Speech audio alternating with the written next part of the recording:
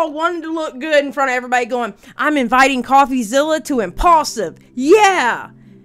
And Coffeezilla decided to do the Uno reverse card and go, wait a minute, buddy. No, you're not doing that out of the kindness of your heart because I already invited you 24 hours before to my platform. We're playing now. For the last 6 months, I've been working on my own NFT project. We put hundreds of thousands of dollars in it. Personally, the whole team, $1 million plus. We had an issue with cryptozoo where our lead developer took the code that he made, fled to Switzerland, actually fled to Switzerland and like held it hostage for $1 million. He literally never paid me anything at all, ever. Eddie promised me 5% of tokens and $1 million. He never paid me. This reporter says Eddie's entire story is fake. Yep. The biggest reason to fail, in my opinion. Doug, I'm not the bad guy here. Yeah. There's some actual out there. Yeah. I don't know. You kind of sound like the bad guy to me, not gonna lie. And it's not me. Like, I'm here to build. And I'm not very smart when it comes to crypto and stuff like that.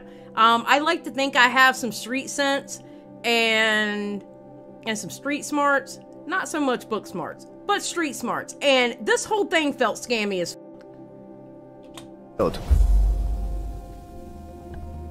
Welcome to part 3. So far, we've discovered fake orphans, millions of dollars stolen, and a cast of sleazy characters, but now it's time to put it all together. What is the truth? And who's to blame? We're gonna start by going through leaked text messages of the CryptoZoo team to understand all of their motivation. Then we'll go to blockchain evidence and show who sold what. And finally, we'll confront some of the people responsible. But before we can do any of that, we have to start in March of 2021, 6 months before the token even launched. Our 4 suspects, Logan, Crypto King, Eddie, and Jeff, are in a group chat discussing CryptoZoo, which starts as a copy of something else. Quote, I like imitating CryptoKitties, Jake the Crypto King says. Logan replies, I agree. And initially, it wasn't called CryptoZoo at all. It was called Crypto Pets, and they were gonna sell a Pets token. And pretty early on, it became clear this was all about money, how they were gonna sell this thing to investors. well, yeah, obviously it was going to be about money. It's crypto. I mean, yeah. In fact, Crypto King said he thought it was worth at least $20 million in only 6 months, saying the range is insane. $20 to $210 million. It's beautiful wherever we land. Eddie jumped in at this point and talked about how he could sell the project as an investment to a friend, Matt Higgins, saying, quote, he has to spend that $350 million somewhere. Why not us? And Logan says, I love that idea. Crypto King, I'm in. And of course, you have Jeff saying, let's go. So you can see right there, they wanted to sell this game. I hope to God he tells us who leaked this, because there was only 3 or 4 people in that. Oh, see, this is why you don't fuck around with people's money, because they get mad and they're going to expose you. Game before it had even launched. Now later, Eddie amends the list of investors and says, quote, investors will be Gary Vee, Todd Morley, James Altucher, Ryan Kavanaugh, and others confirmed on my end. Supposedly, they had $100 million of investment interest. Now, I actually went to some of these investors and asked if this was true, and the one person who responded denied it, Ryan Kavanaugh. Quote, nope, not even a little bit. So this looks like it could be yet another lie from Eddie Ibanez, but either way, it looks like there was more issues than just finding investors because the team wanted to pre-sell tokens, and not everyone was sure it would be legal. Jake the Crypto King mentions that, quote, if we have a pre-sale, it opens us up to SEC issues. And Jeff agrees and says, don't want to do anything that brings the SEC eyeballs. Now, not everyone wanted to be so cautious, though. Logan argues everyone does pre-sale with coins. Eddie agrees. He says, you absolutely can do it. I have the SEC down, private and pre-sale. And honestly, it was quite the dilemma for this team who wanted money. You know, do a pre-sale, make millions, but you know, you have these potential legal issues. Don't do it, you make less money. So Crypto King comes up with a middle solution. He says, if we can't sell, no pre-sale. We can still trade them in the liquidity pool. And this is the start of a new disaster, which takes a bit of explaining. They were already, oh my God. Yeah, I think it was leaked by the Crypto King too. Yeah. Oh. Now, just so we're clear, a pre-sale is where you sell investors coins, usually at a discount, before you've launched. And then when you launch, you give them those coins. Now, like I said, the team didn't want to do that. So what they did instead was they bought the tokens on the open market right after launch. But they tried to get clever with it because they didn't actually announce that they were launching this coin at all. They stealth launched it on June 11th and didn't announce this token through Logan until August 18th, meaning they had all that time to silently buy up as much of the supply at a steep discount as they wanted. And the idea here was that doing this, the team could get these tokens extremely cheaply, which is kind of like a pre-sale, but without all the SEC troubles. And Crypto King makes this clear on June 7th when he says, quote, launch of the liquidity pool is where huge money will be made because you get in cheaper. And then says, we, the team, begin buying out the liquidity pool. Once the team has exhausted funds for the liquidity pool buying, we send the contract address to friends, family, investors who want to be able to get in. Why do you want... Okay, maybe it's because I don't know what it's like to be rich. All right. Like the one guy who lost 500,000. I will never see that amount in my life. I will never see that amount in my lifetime. Why in the would you want to get friends and family involved in this bullshit here? Why? Why would you do that? Is the love of money that much where you want to get your friends and family involved?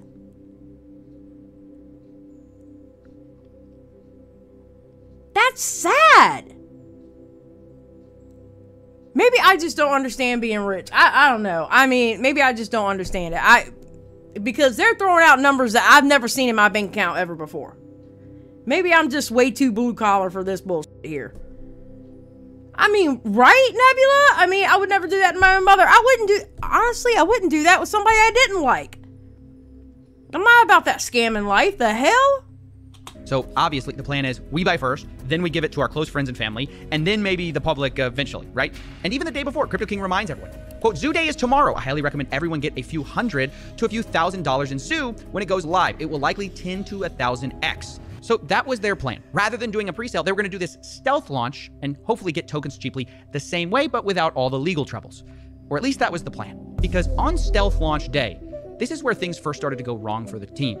At first, everything seemed to go normal. The team sat in a circle and literally bought it out as planned. But the next day, Crypto King says something odd.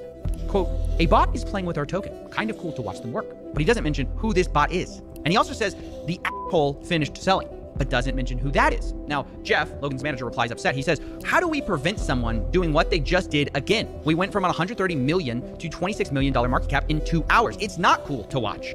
Logan jumps in. Yeah, wait, how did that happen? And he also says, what asshole? How did anyone get this token except for us and none of us sold? And I think actually this is incredibly suspicious because the implication of what Logan's saying is, hey, we tried to scheme this really well. We tried to all buy this without letting anyone know. How did anyone else figure out? Yeah, oh my God. Exactly. He's like, wait a minute, nobody else knew about this. So you already knew you were scamming from the beginning. Oh my God. Yeah, a bot apparently snuck in. What? We were buying it, right? And this is where a fight ensues that's going to become really interesting. Crypto King deflects the question by saying, my buyer pushed it back up to $40 million. And Logan says, no, bro, F your buyer. Explain to me what just happened and how there were 30 token holders. And Jake tries to explain that this was just traders and bots happening to find the token. But Logan says, only 5 of us knew about it. Jake says, well, many people chase volume and new tokens. And to some extent, he's kind of right. But Logan replies, cap. He doesn't believe it. Quote, I can't be the only one who thinks that's too incredibly convenient. Like someone was tipped off. And look, no one's more critical of Logan than me. But as I'm reading these texts, I was kind of like agreeing. Like, yeah, it does seem too nonchalant when somebody's ruining your secret plot. You know what I mean? Because Crypto King was acting very strange. He says, well, I mean, Crypto King was also the one saying it was cool to watch. So, oh my God, dude. Created $40 million out of thin air. This is a success. Logan replies, this nonchalance worries me. F 40 million. It was at 120 million, which again, it's all about the money with these guys. But truth be told, I did agree that I wish I had so much money to sit there and go, that 40 million, I want the 120 million. Can you imagine?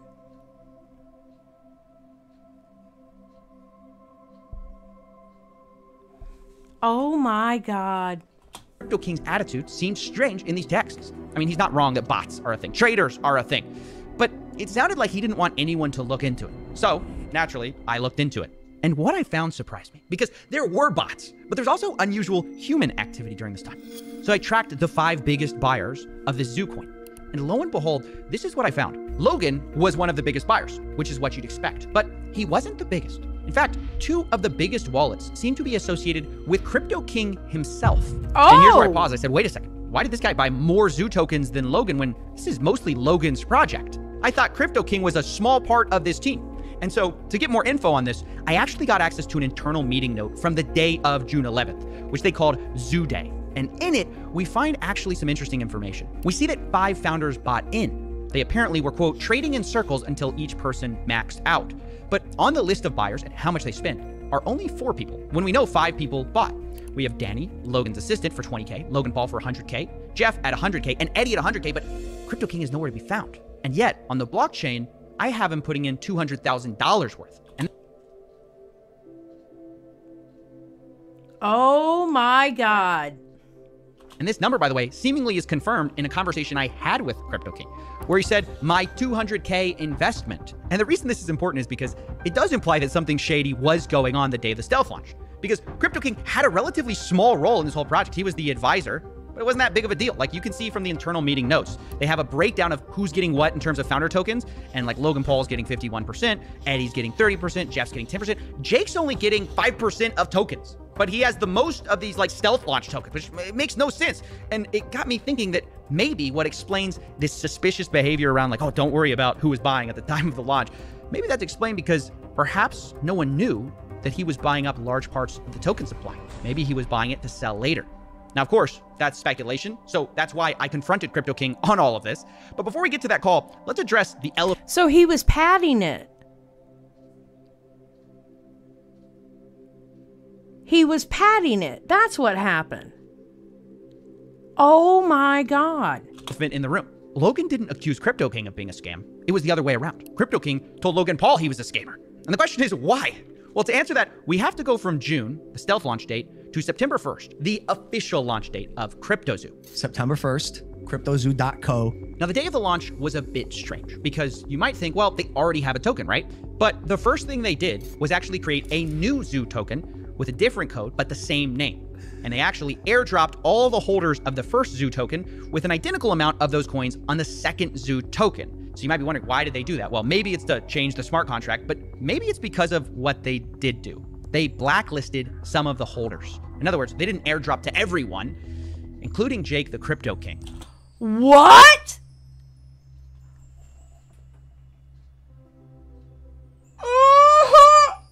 They excluded his wallets so it couldn't get these Zoo coins. Jake texted the group about this the next day, saying, quote, the Zoo team made a major error this weekend. They chose not to communicate, mint a new token, and airdrop it to whatever wallets they determined fit. This decision came from Eddie and Logan, and I had no part in it. 11,250 wallets before the airdrop, under 11,000 after. They chose to blacklist and ban over 200 wallets. Now, who those wallets are, I have no idea. But he continues, quote, as a founder like Logan, Jeff, Eddie, and Danny, I had purchased a large quantity of tokens. 5+ of my wallets had been blacklisted from the original team's buys. Oh, now, I don't know why he had 5+ wallets there, but okay. He says 80+ billion Zoo tokens were confiscated from me today without any communication. Oh, shit! Wait. Is he telling the truth of what really happened? So, wow. That's why Crypto King accused Logan of stealing from him or scamming. Right. It's because he was frozen out of a lot of his wallets. And then we get to the text you guys all know. He says, Logan, you stole $40 million. You're a scammer. You're a con artist, all that stuff. You betrayed your community. The reality is you aren't that guy. And Logan responds, oh, Jake, trust me, bro. I am that guy. Q, in the arms of an angel. And look, I mean, what do we make of this? Well, I don't know. I can't root for either of these guys because it sounds like Logan stabbed him in the back, but it sounds like Crypto King may have stabbed him in the back in the first place, right? Because it does. They just went around listen. Oh.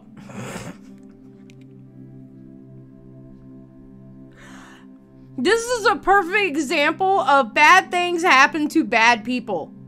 Okay? Bad things happen to bad people.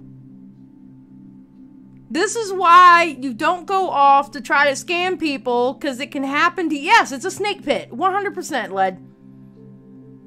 It's a snake pit. 100%. Oh my God. It does appear like he bought tokens that maybe everyone didn't know about. So I'm really not a fan of anyone in this situation. And by the way, this whole thing was structured so misleadingly from the beginning. I have to talk to you a bit about it because you might think that these tokens were the only tokens they had, but it's not even true. In the distribution section of Zoo's white paper, they say there's 2 trillion tokens and a quarter of that are allocated to development, marketing, and founders.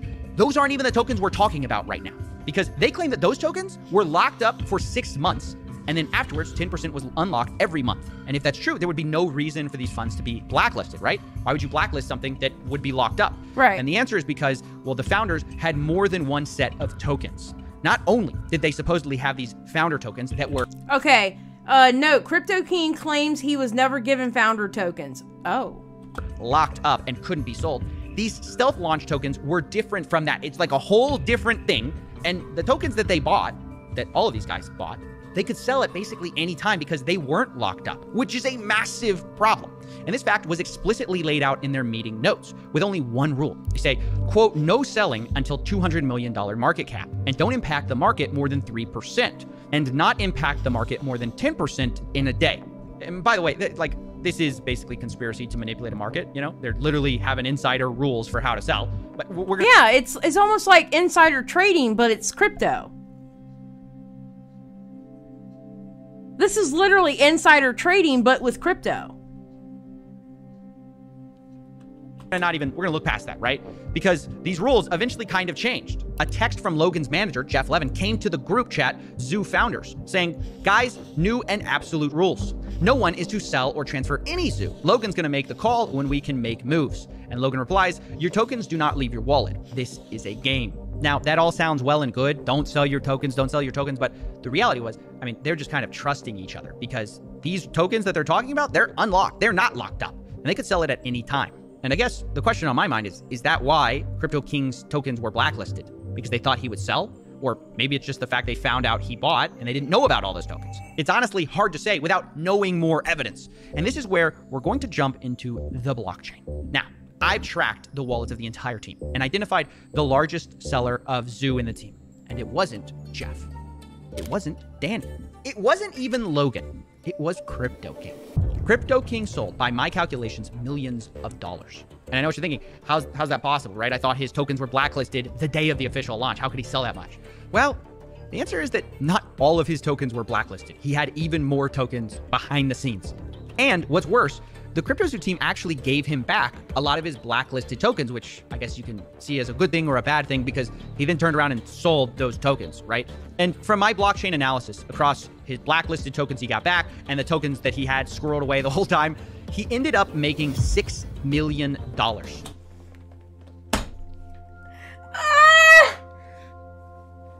Okay. So basically... Holy shit! Welcome to the Just Saying crew, Spectre. Oh my god! So basically, it sounds like to me, as a normal person, okay, there we go. Masta says it perfectly. A snake outsnaked the other snakes. That's exactly what it sounds like. A snake outsnaked other snakes. That's exactly what it sounds like to me. That's exactly what it sounds like to me. Oh my god. He was probably like, I'm gonna f you before you f me.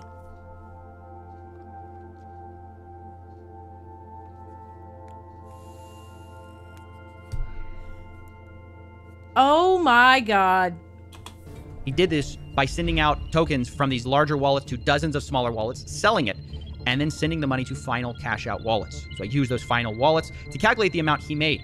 Now, I know, look, it's a lot to accuse someone of selling $6 million in a project that doesn't even work. It's a giant scam. So I wanted to give him a chance to defend himself. So I got on a call with Crypto King. And here's what he said when I finally revealed that I knew he had sold. I'm going to change the whole story. Yeah, I'll go on the record for you. And yes, I'm going to show you the text message that say we can sell at these ascending market caps. And literally, I'm going to 100%. It sounds like your biggest issue with me is that I sold.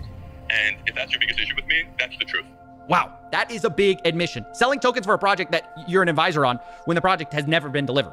Although Crypto King insists that it wasn't $6 million and he wasn't trying to rug a project. In fact, you know, really, he might be the one who got screwed over in all of this. Like, I didn't sell $6 million worth. That's going to be other wallets, but that's probably not going to be able to be me being able to be proven, except for them saying, can you send BNB all these different wallets for me? Which that I'll be able to show you that I was giving BNB to the whole team. I'll also be able to show you that I was a 5% holder of the Zoo tokens that I was promised to be given over the 3-month period, was never given. I can also show you that I was frozen and was never given the 15 billion tokens back that I... As a founder like Logan, Jeff, Eddie, and Danny, I have purchased a large quantity of tokens. 5+ of my wallets have been blacklisted from the original team buys. Paid for in cash. Okay. So you all of those things on the record, and then you can also say that I did sell, which is also true. Yep. Well, as long as it's accompanied with he was a founder that was supposed to be in 5% of the project and was never given a token or paid, worked for almost a year on the project. As long as that goes in with it, then at least that tells my side of the story, so people understand that it's not like I was trying to run a project. It's like I put $250,000 into a project plus 6 months of time, and the founder never did anything he said he was going to do, and then hired a bunch of devs that didn't do what they were going to do. And every time I gave advice, the advice was I was told to fuck off. So it can be that story, or it can be he sold all this amount and he got in early. Well, yeah, that's like 1% of it. Incredible.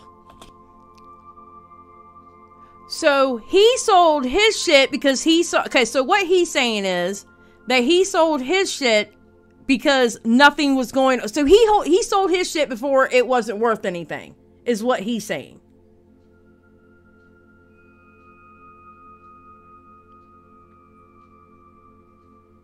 I don't know, Olivia. I don't know.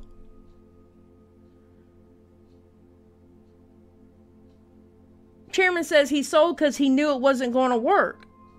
That's what it sounds like to me. He sounds like he views himself as the victim, or at least like he got screwed too, which just has to win the gold medal for me for mental gymnastics, because, I mean, he literally had put $200,000 into this, and he says he made millions of dollars. Even if you take him at his word that he didn't make the full $6 million, he admits to me later that it might be a pretty close guess. He tells me via text, quote, "I don't care if you tell people I sold a few million and leave it at that." Well, okay, $6 million, a few $1 million, it's millions of dollars. Yeah, right? It's millions of dollars. Shit that I'm never going to see. My heart is not that broken. I'm going to be honest. My heart's not breaking for this dude. No, we don't forever, girl. Millions of dollars when you only put in $200,000 into a project that's never been delivered, doesn't work, scammed people out of their money. How is he saying he's the one who's in the wrong?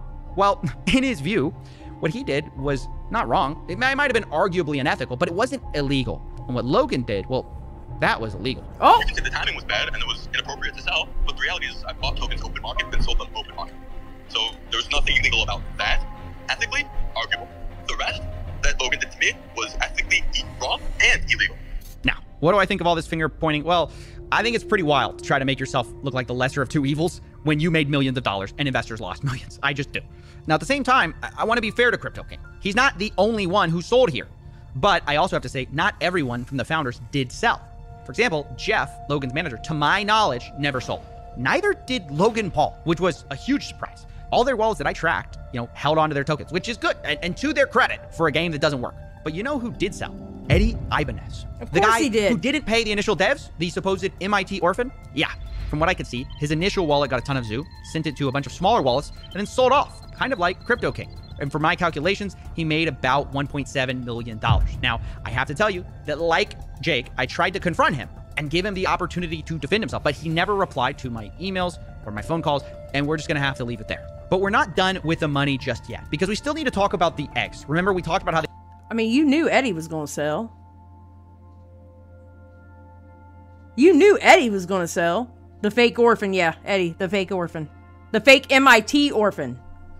they profited from ZooCoin, but they also made millions from eggs. According to their own internal meeting notes, they plan to make about $3 million selling these eggs for 0.1 ETH a piece. And that's not far from what I calculated they actually did make, which was about $2.5 million. In the meeting notes, they say they're going to clear expenses and then do payouts. But payout who? They don't say.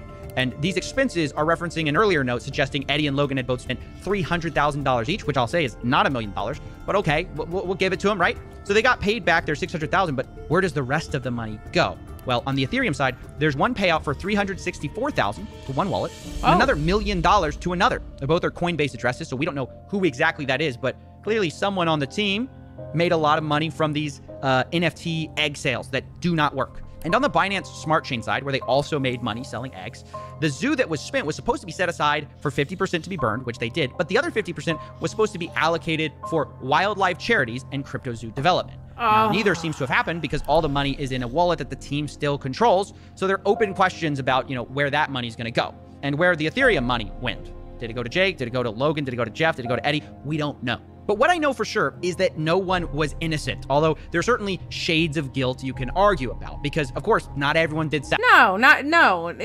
Oh my God, no. None of them are innocent. None of them. You could look at that as the most important thing. Logan Paul didn't sell. Jeff, Logan's manager, didn't sell.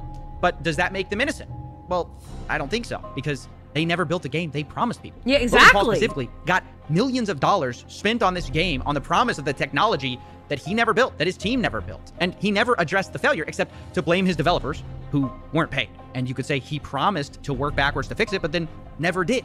But at the same time, it's clearly not just Logan's fault either, because there are major team issues, right? You've got Eddie selling millions of dollars of Zoo and then allegedly not paying developers. You've got Jeff, who was warned about Eddie, who kept him on the team anyways, and then after they fired Eddie, seems to also have failed to pay developers on time.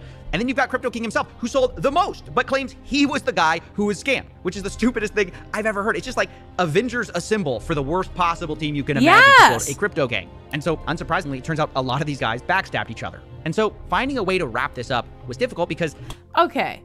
It seems like to me, the first line of defense would have been the fucking manager. The first line of defense to me would have been the fucking manager and being told about the lies that Eddie was telling, and the manager says, no, he's okay. Honestly. He sounds like the first line of defense that fucked up. But they were all in it. They were all in it to scam anyway. Listen. It's almost like... It's like that old saying about, you know, if you're with somebody and they cheat on someone else to be with you, and if they cheat on you, don't be surprised. You lose them like you got them. That old saying. The same shit applies here. If you're in a group of people that y'all are actually going to scam a bunch of people, when they stab you in the back, don't be fucking surprised. Don't be surprised if they stab you in the back. Because you're literally trying to stab other people in the back. It is a group effort to stab other people in the back. So when you get stabbed, don't clutch your fucking pearls, because you're in the game to stab people. Don't clutch your pearls and go, oh, you scammed me for 40 million, bitch. You were trying to scam all these other people. Where am I supposed to feel sorry for you? You put in, what, a couple of 100,000 and walked out with millions? Where am I supposed to feel sorry for you? Because how you got those millions, you fucking scam people because the shit's not working.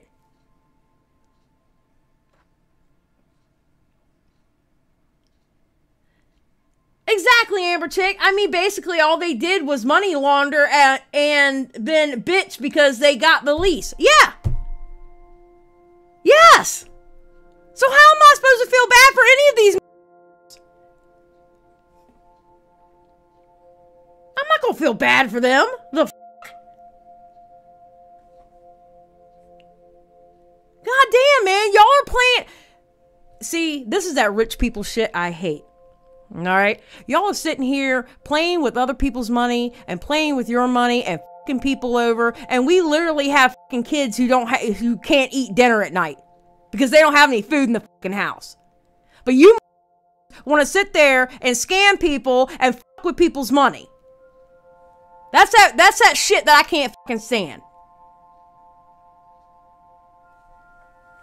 That's that shit I can't fucking stand. We got motherfuckers out here hungry or can't pay their fucking medical bills and y'all are playing people. Fuck y'all. Fuck all of them.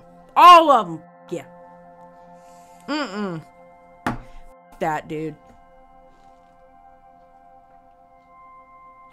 It's hard to assign exact proportions of blame, because if you focus on any one person, you kind of miss why this project failed. CryptoZoo, at the end of the day, did not fail because the price went too low. CryptoZoo failed because they never built a functioning game that they promised. Really, the number one problem, even bigger than people selling millions of dollars of tokens, was that they never paid the developers on time. As boring as that is. And as a result, the investors not only got rugged for millions of dollars, which is a problem, but they just didn't get the core thing they had bought from the beginning, which was not a crypto project, but something different. I'm excited to launch my game. You keep using and you just did it again. You keep using a word there. game. You're not using like a project. It's a game. It's a game. It's a really fun. This is why I say eat the rich. I will always stand true to that. Eat the fucking rich. Eat them. This is so fucking irritating. Game that makes you money. That's it. That to me is the biggest scam in all of this. Yes, it's a huge problem. People stole millions of dollars, but it's a symptom of the larger issue, which is people didn't actually care about the game or this, whatever you want to call it. They just cared about the money. And this is ultimately what happens when you have an influencer LARPing as a businessman. It's what happens when you have a liar LARPing as a developer. And it's what happens when you have a shady crypto guru LARPing as a crypto king. You end up with a mess. And in my personal opinion, a fraud as well. And now that this thing blew up in their faces, these four seem to be dodging accountability faster than SBF dodges calls with me. Because I have reached out to everyone involved. I've tried to get all of their statements on things. So far, no one has taken accountability or offered to refund the victims at all. They're all hiding, pretending these victims don't even exist. But they do exist. And throughout my investigations, they've been the heartbeat of this whole thing. So I decided to close this investigations in a bit of a unique way. Rather than me deciding who's to blame or me deciding what you should think, I want to give them the last word. Everyone's to blame. Logan, in the sense of his poor management, is his project. He still made these promises to people. I think everyone it is to blame. Everyone, absolutely everyone's to blame. Every single one of them. Every one of them that were in the very beginning, every single fucking one of them are to blame. Every single one of them. Not a damn person in there is innocent. Oh, f that, dude. Logan Paul, of course, because he was the one in charge of this, and he was responsible for all of this mess. Everybody has a big part and a massive cross to bear. Each one of them scammed the project in their own way, and then off to the sunset they went. It was his job to check the team, to make sure that everyone is working together, to make sure that he is giving the funds of the people that put it into his project under his name to people that he actually trusts. So in my opinion, if the team failed to perform, that's Logan Paul to blame. The community is destroyed. People is angry. They just want their money back. They just want their normal lives back. Reimburse those loyal fans that they have, or try to rebuild the project, actually deliver on the project for those who are still holding their eggs. Every single person who had put money in there, y'all need to fucking pay them back. Over a fucking year and 2 dev teams that y'all didn't fucking pay? And these people gave you their hard-earned money? Are you fucking kidding me? Now, the investors, these guys, I feel for them. I do feel for them because they thought they were going an investment. But guys, it was Logan Paul. Of all the people, a famous YouTuber who is now in the WWE, it was Logan Paul. I mean, do I need to say anything else? It was Logan Paul.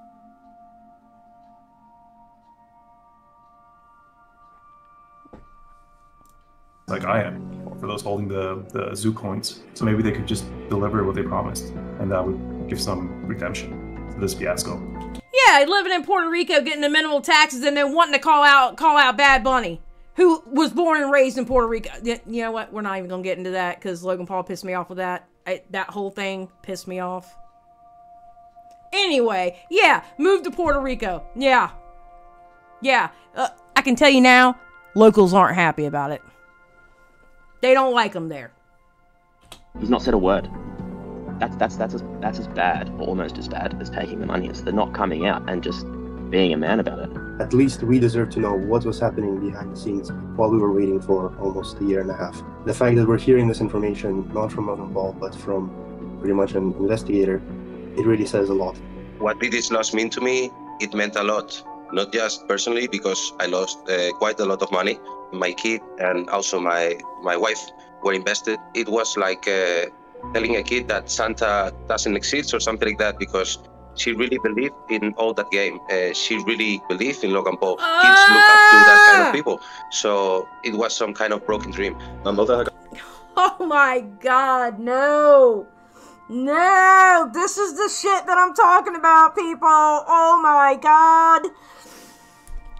Holy shit. My mum was invested. My sister was also invested. So, I mean, my daughter even had a couple of the eggs and animals, which the loss for them hurts the most because obviously it's just not nice to see.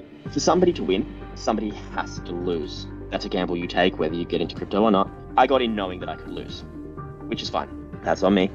But I thought if I lost something, it would be because I sold at the wrong time, or the game didn't earn as much as I thought it would, and therefore my things weren't as valuable. But you never go into it thinking it's not something that they're going to just sell out from underneath you, because they could make so much more if they actually delivered on what they said, even if they delivered on close to what they said. And that's the thing, is you don't think they're going to rug you because there was so much money in a game wallet. Ultimately, at the end, the way I see it is it was fraud. Logan could have.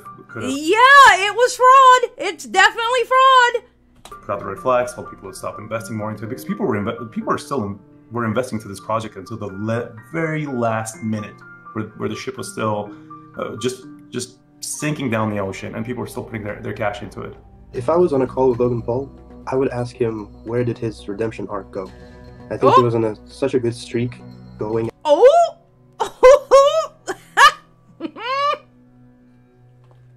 About his YouTube career and boxing as well, and it's sad to see that because of money, once again, we have degraded down to stealing from his viewers. What would I say to Logan Paul and his team if I could?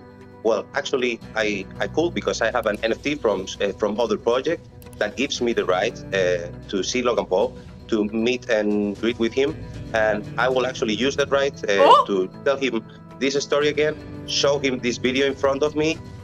Oh, shit. He's going to go meet Logan Paul. Oh, my God.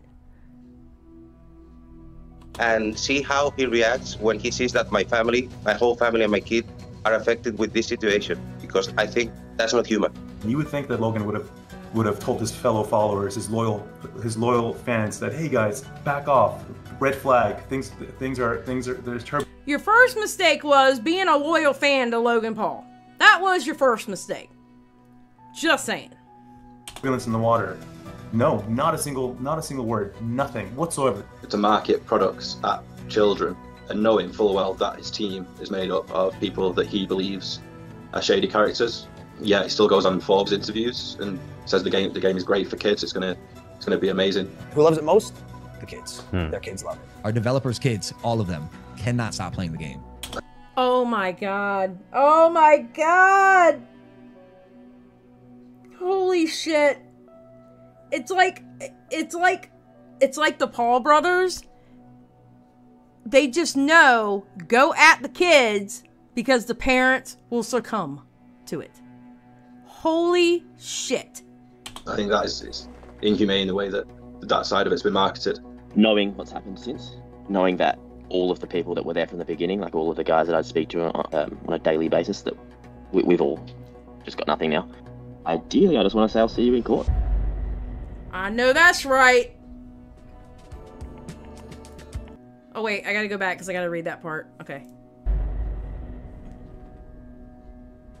When Logan and Jeff were asked for comment on the story, Jeff replied, "Dear Steven, Coffeezilla, there are certain legal issues around the company and its product that precluded us at present from answering any questions.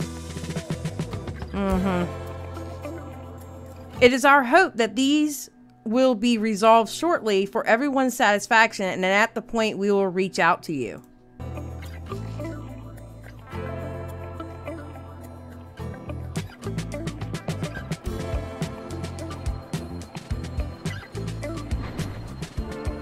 I just love his videos.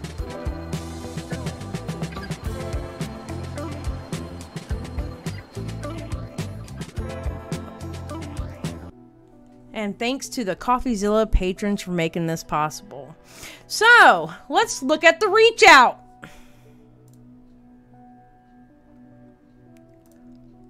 Logan Paul. Now remember, he has Coffeezilla blocked on Twitter. Logan Paul puts out on Twitter, invited Coffeezilla on Impulsive. Shows the email. Hey, Steven, I'd love to extend the offer for you to come on Impulsive in person to discuss cryptozoo. Of course, we'll cover all flights and accommodations. Look forward to hearing you back. Best logs. All right.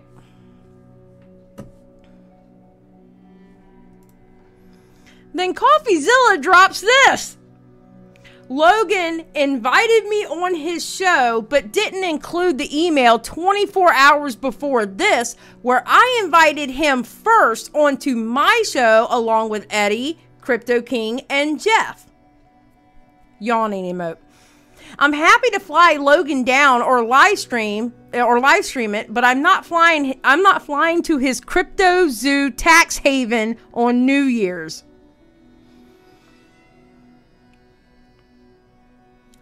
And then this is the tweet. It makes me sad to see you try, or not tweet, this is the email. It makes me sad to see you try to discredit my work given how many times I've reached out in good faith. Nevertheless, once again, I want to invite you to tell your side of the story on my platform. If you have nothing to hide, this should be a no-brainer. We can chat about everything cryptozoo. I would extend the same invitation to Eddie, Jeff, and Crypto King as well. All that matters is the truth, the victims, and making things right for the single mothers, fathers, and kids who invested millions. I can even put you in contact with them if you'd like. I think they deserve to hear this stuff straight from you. Thanks, Steven. So Logan Paul wanted to look good. Okay, look. Logan Paul wanted to look good in front of everybody going, I'm inviting Coffeezilla to Impulsive. Yeah. And Coffeezilla decided to do the Uno reverse card and go, wait a minute, buddy. No, you're not doing that out of the kindness of your heart because I already invited you 24 hours before to my platform. Coffeezilla literally played the Uno reverse card. If Logan Paul must be dumb if he didn't think Coffeezilla wasn't going to show where he invited him 24 hours before. I'm just saying.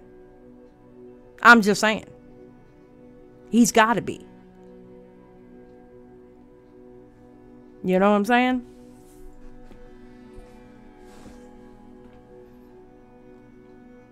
So apparently Logan Paul is going to talk about it on the, oh God, I think it was the 3rd or the 4th of January on Impulsive. So yeah, that's going to be very interesting. Very, very interesting.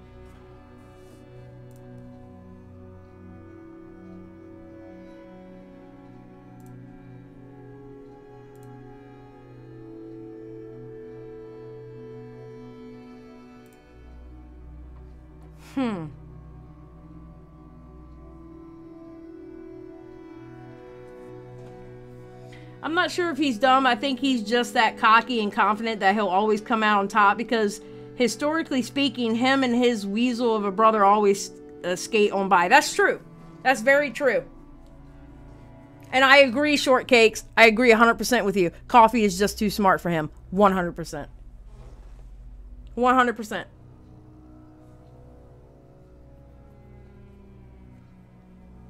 So, I don't know. I mean, I think the Forest thing is different than this. Although, believe me, the Forest thing was bad. Don't get me wrong. But I think the Forest thing is different from this. This is scamming. The Forest thing was, he did something really stupid and disrespectful. This, not only stupid and disrespectful, but it was scamming. Bruce Allen said, I just went to cryptozoo website and it's undergoing upgrades now. Oh my God. Oh my God. That's just crazy. I'm gonna tell you now. I think, and this is my own personal opinion, but my own personal opinion is that was the best videos that I think Coffeezilla has ever made. Because some of his videos, he gets so technical, I kind of, turn off because I don't understand, like, the big math things or whatever. But those 3 videos were really, really good. It was a good story, YouTube. It really was. It really was a good story. Reminds me of Rice Gum scamming kids with a gift card. Yep. For sure, he did a really good job of making it clear from the... Yes, and that's one thing I love about it. Because, I'm going to be honest, that whole crypto stuff, I don't understand any of it.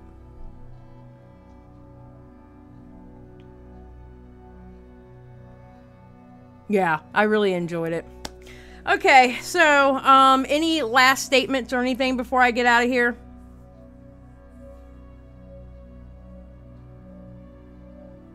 Yeah, Taylor, me too. A lot of the crypto NFT videos go right over my head after the first 3 minutes. Yeah, me too. Honestly, me too. Oh, no, I know OSG. Yeah, you're good.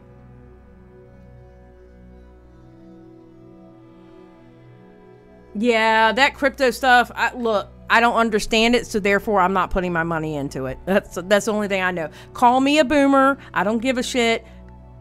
No. If I'm going to invest in something, you know what? Mudahar said this. He goes, if you're going to invest in anything, invest in land. And I agree with that. You know why? I can go where that land is and touch it. Or if I invest in a business, I can go to that business and actually lay my hands on it. I am not investing in shit that I cannot touch. I'm not doing it. Hell no.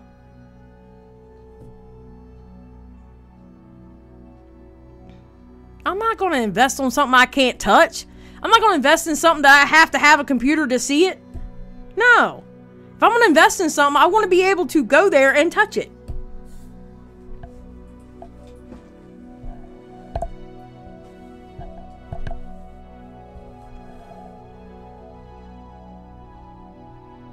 Hell yeah, invest in small business. There you go.